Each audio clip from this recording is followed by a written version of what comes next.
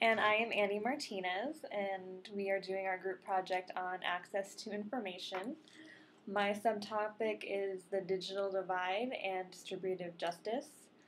And in this video lecture, I'm going to go a little further in depth to the digital divide and something called the second digital divide.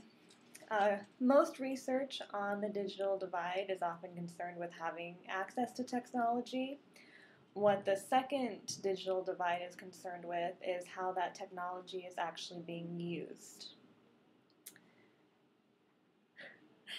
And what they're studying is basically having access to the technology doesn't necessarily mean that people are knowing how to use the technology.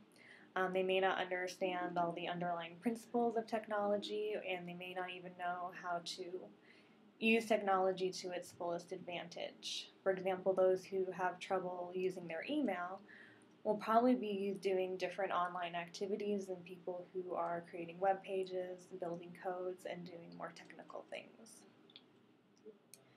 And another concept behind the second digital divide is that this equal access to technology is not necessarily leading to equal access of information. Censorship is a big issue here. Governments view censorship differently.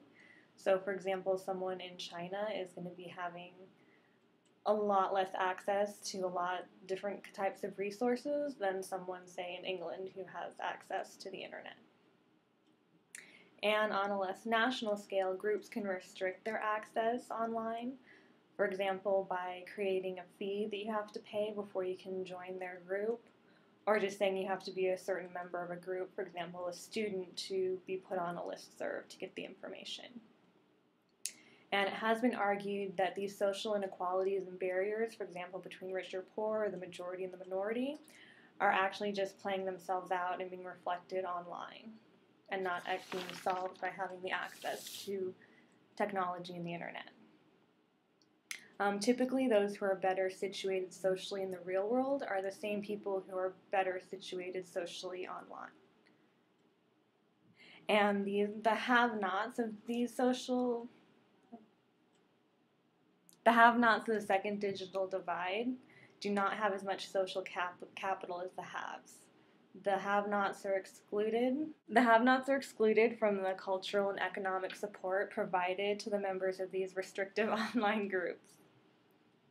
And this is creating something what's called the fourth world, where those who are not connected will be left out of networks that have the ability to change their lives for the better, while those who are involved with these networks continue to gain more social standing and more social inclusion.